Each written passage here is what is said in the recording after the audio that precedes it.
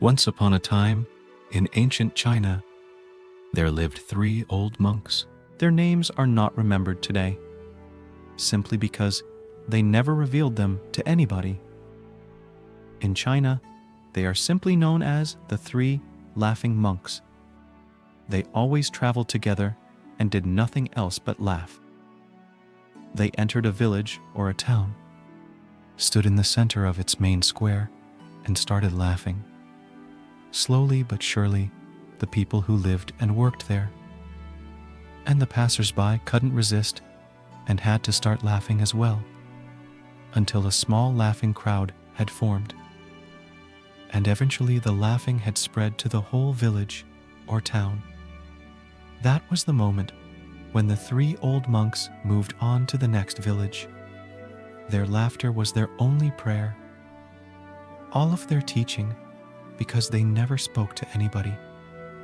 They just created that situation. All over China, they were loved and respected. The people had never known such spiritual teachers before or after. They seemed to communicate that life could be taken only as a great opportunity to laugh, as if they had discovered some king of cosmic joke. So they traveled and laughed for many years, spreading joy and happiness throughout China, until one day, while being at a particular village in the North Province, one of them died. The people were shocked and came running from afar, leaving the fields unattended for the day, only to witness the other 2 monks' reaction to this dramatic event. They were expecting them to show sorrow or even cry, and the whole village came to the place where the 3 monks were, 2 alive and 1 dead, but the 2 remaining monks were laughing only harder. They were laughing and could not seem to stop, so that a few of the good people who were assisting to this scene in disbelief approached them and asked them why they weren't mourning at all for their deceased friend.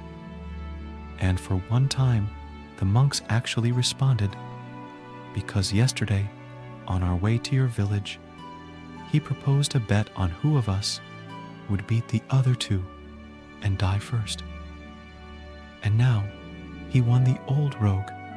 He even had a testament prepared. A tradition required to wash the dead and change his clothes before putting him on the funeral pyre. But the old monk had explicitly asked to leave the old clothes on him, since he had never been filthy for one day. I never allowed any of the filth of this world to reach me through my laughter. His testament stated, so the old man's body was placed on the pyre with the garments he was wearing when he had arrived. And as the fire was lit and stared licking on his clothes, suddenly fireworks of 100 colors. Suddenly fireworks of 100 colors went exploding up and down into all directions. And finally the people who had gathered there also joined the laughter of the 2 wise men.